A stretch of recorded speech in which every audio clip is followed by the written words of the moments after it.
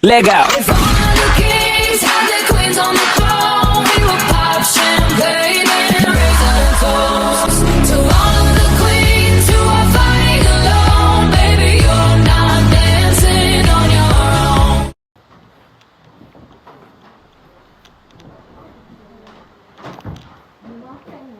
Yang risau je datang kat Bella, I squish je. Hah? Tak will be in your way. Squish it.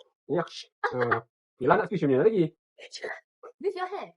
Yes. With your bare hand. The palm of my hand. You suka warna apa? Apa-apa warna itu. Dia tahu tak? Perempuan. So, you suka pink, suka pink. Kalau nak masuk arah, suka pink. Apa je? Jadi dia hitam putih juga. Tapi pada masa yang sama, dia ada warna-warna lain. Dia kadang-kadang dia suka green. Kita dia ikut hand dia. Arah dia suka warna macam sepai yang biru tapi tak pintu biru. Apa light blue.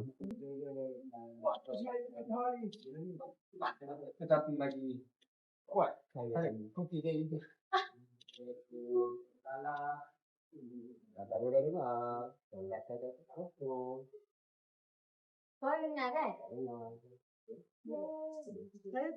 Okay, steady?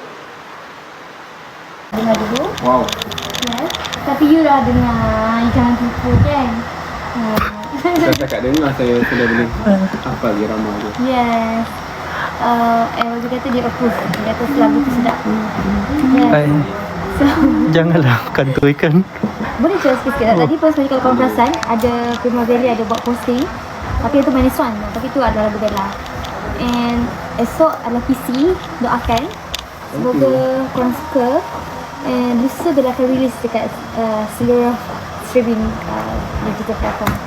So pastikan korang dengar je, tak cukup dengar. Tekan butang like, komen, share. Jangan setakat share. Bella tak sabar. Please guna lagu tu untuk konten raya korang. Please guna lagu tu masa bulan puasa. So ada tariannya tak? Ada? Ada. You tak pernah pun ajak air tariannya? Ada. Dia ada dance challenge. Koreografi dance tu Bella yang buat. On set. Last minute. Wow, mantap. Okay? Okay, itu je.